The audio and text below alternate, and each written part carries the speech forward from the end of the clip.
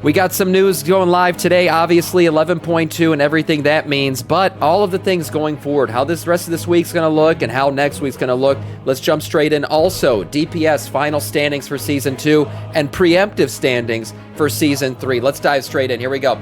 Last chance to funnel your Valor Stones. If you're watching this on YouTube, you probably already missed your chance. But if you're watching this live right now, hello, how's it going, guys? You can still funnel your Valor Stones over to any single character you want to that's part of your warband. After 11.2 goes live, that feature will no longer be available, believe it or not. So no longer can you funnel Valor Stones between your different tunes. Now, I'm fine with this because I only play one tune, but for those of you guys out there who are altaholics, this is kind of bad news. Also, patch 11.2, obviously the big news today going live after an 8-hour maintenance. This could be done by the time this video goes live. It could be not. But the first things first, Koresh campaign will kick off once the servers are back up. You can do chapters 1 through 3. Okay, Koresh Trust Renown grind can begin as well. You'll be able to do normal, heroic, and mythic baseline. Okay, that's mythic 0 dungeons. I'll talk a little bit about the gear you'll be able to get from mythic 0s in a second here. But just know Tazavesh will not be part of that rotation. So you'll be able to do the new dungeon, the Eco Dome, Eldani. You'll be able to do some of the other dungeons that are part of this rotation, except for the Tazavesh ones. Those are considered like a hard mode version of that dungeon, so those will not be available in week 1 here. Normal delves will also be available, so the Gregs of Accountings out there who want to do their delves and run their things, they can do that. But they will not be able to do bountiful delves. Those will not be made available until this season officially kicks off on August 12th. World bosses will be available. You'll be able to get 688 champion gear from this guy, so go kill him the first week. Obviously, that's some gear that'll be upgradable for everybody, and will likely be an upgrade for everybody. Reshi wraps and phase diving will be available. Picking up your new cape will be an item level boost for everybody, and then you could do some phase diving as well with that. Phase diving is honestly, it's a new play on the island with the stormy shit. Remember, we got our ring from there, the storm phase and the regular phase. It looks like just another kind of world quest phase. So you can get out there and start testing out phase diving and see how all of that works. Ecological succession world activity will be available. You won't be able to do all of the Eco Dome stuff yet. That's kind of time gated, but you will be able to get it started. And then great vault credits. Yeah, believe it or not, the activities you do this week post-reset will kick off that first week of Vault, so getting those Mythic Zeros in will be a good idea, obviously. And then next week, August 12th kicks off. That means you're able to do the Mana Forged Omega Raid. We'll be doing that live on stream as soon as it's open. We'll be heading in there, forming up a group and getting that shit done, obviously. Mana Forged Vandals Renown Grind can begin as well. And then the Mythic Plus Season 3 starts. That means you're able to do all of the dungeons, including the Tazavesh dungeons, full Mythic Plussing that. I'll probably do a couple plus 10s, right out the gate, because that's how I roll balls to the wall. But anyone else who's just a regular mortal out there, you can start your 2s and grind them up. PvP Season 3 also starts. Bountiful Delves, Nexus Princess Kaiveza, who I'll talk about here in a second. That's your new Zekvir-esque boss, your new underpin boss, whatever you want to relate her to. She's your new double question mark. Get them out for killing her boss. A new brand, Curios, begins as well. Campaign Chapter 4 and the Epilogue will begin. So you got to do, obviously, Chapters 1 through 3 to get there. Once you've done it, Chapter 4 will unlock for you the next week. Season 3 items in the Great Vault will begin to be collected. And then your first Catalyst charge will also begin for your tier sets. Wow, that's a pretty early kickoff there. So you'll be able to get that as well. And then August 19th and 26th, Story Mode plus LFR Wings will begin to open up. So you'll be able to do some LFR for those of you out there. And Story Mode, which is, your single-player version of the raid. So doing Mythic Zeros this week, what will it get you? 681 plus gear. That's right. Doing your Mythic Zeros will get you upgradable gear up to 691 using the Carved Ethereal Crest. So there you go. This is an excellent way, obviously, to kick off the week, get your gear started, and also fill your vault, as I mentioned before. Again, you won't be able to do Tazavesh just yet, but you can do a bunch of these, and you'll be able to get enough to get your first Technomancer's Gift, which is we'll add a socket to your War Within Season 3 item, so this is your socketable thing for your helms, bracers, and belts. Obviously, that might be a good thing to get out of your vault the first time around. We'll see if people decide to go with that, or a new piece of gear. I'm not sure what it's going to give you just yet, but the vault will be available, so you'll be able to do that. And then Eco Dome Eldani doing the new dungeon, seeing how all of that works out, tanking routes and everything else. Might be a good idea to get that done this week.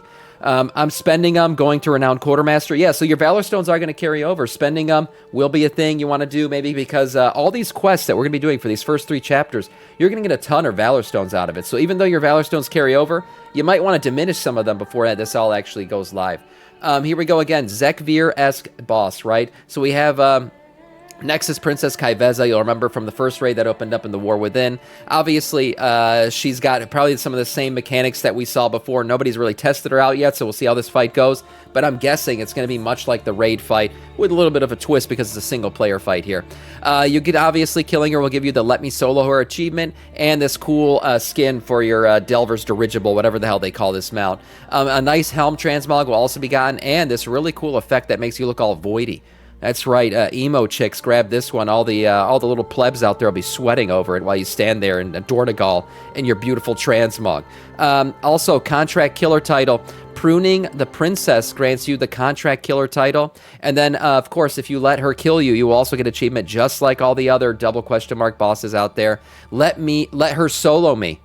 Yeah, that's provocative. That'll be the achievement you get for letting her kill you. So go ahead and let that happen. And tell all your friends about how Kaiveza soloed your ass. Final Season 2 DPS Raid Logs. Okay, here we go, boys and girls. Let's look at the final standings for Season 2 and how it all panned out here. Let's check out the chart. So, first off, obviously, there's somebody at the very top there that maybe you weren't expecting. Devastation Evoker managed to edge out Marksmanship Hunter for the #1 spot. We have a realm to destroy. Cadion, thank you for the follow, man. Welcome to our Scourge. Securing that top spot as the undisputed top spec of Season 2. Warlocks follow that. Obviously, we see the double Warlock specs.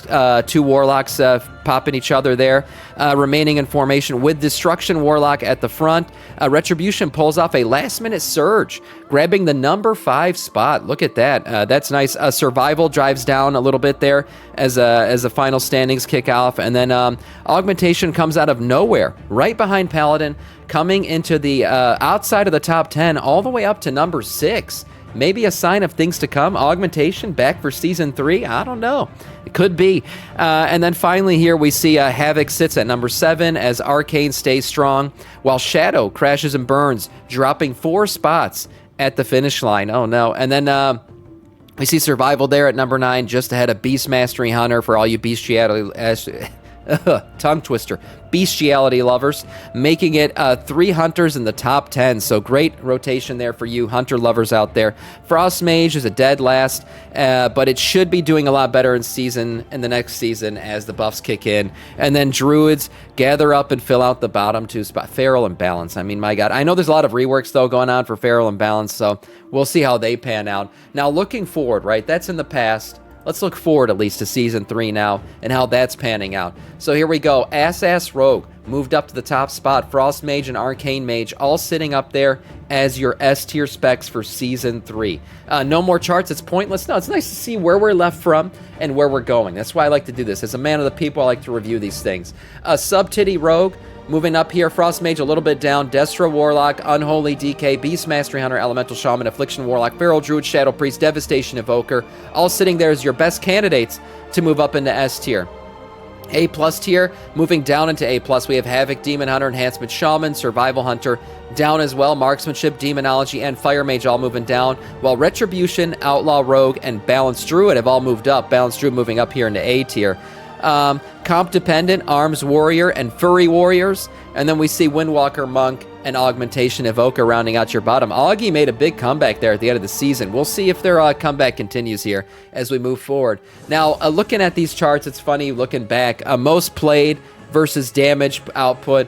Obviously, Retribution Paladin sitting up there at the top. No surprise, they've been the most played class for quite a while now. We see Havoc, Balance, Beast Mastery, all as well being played a lot, moving in here into Season 3. And then down here at the bottom, you'll see what is basically the most damage, but the least played. Survival Hunter, Affliction Warlock here. They're putting out good raid DPS, but they're not being played that much. So maybe you want to try one of them if you want to be kind of a rarity there. Devastation Evoker, putting out the most damage and slightly more played than some of these other specs here. The least played and least Augmentation. I mean, man, look at that. Look at that Augmentation there sitting at the bottom. No surprise there. And then we're moving on here to tanks and healers. So healer specs, some of the changes that got implemented. The only thing that really happened here since the last time we looked at it, Holy Paladin moved up into A+ tier. We saw the changes to Holy. Big buffs coming their way, and it did affect their place on the chart here. A+, your S tier is Resto Shaman, followed by previous season's S tier, Discipline Priest and Resto Shaman, Preservation Evoker rounding out your A here, and then Comp Dependent Mistweaver Monk, and then Holy Priest, still viable at a B. I mean, people are still going to invite you no matter what because there are no healers that play this game. Finally, tanks, no changes. No changes to what we've seen previously with tanks. The one thing is that Vengeance Demon Hunter remains at the top. They are Blizzard's favorite. Blizzard, again, loves to wrap themselves in leather. You know, leather chaps, leather bras, leather everything, leather on their crotches. It's what they love to do, and that's why they continue to put Vengeance Demon Hunter at the very top. They're followed by Brewmaster Monks, Prot Warriors, Prot Paladins, and then Guardian Druid and Blood DK. There is a gap here, and that's intentional. That's right. It looks like A+, then Gap, and then we got Guardian Druid and Blood DK. What does this mean for me as a Blood DK? It just means I'm going to have to offset it with my skill. That's the only thing I can continue to do here. I will not switch off of my class. I will not stop playing my class. I will continue to do what I do every single season, and that is just play like a god. You know, and you guys are used to it in chat. You see it every day. Me just owning content, destroying things, and being the great tank that I am. Don't worry, I will continue to serve this chat as the greatest Blood DK to ever play the game. And that is all in terms of news.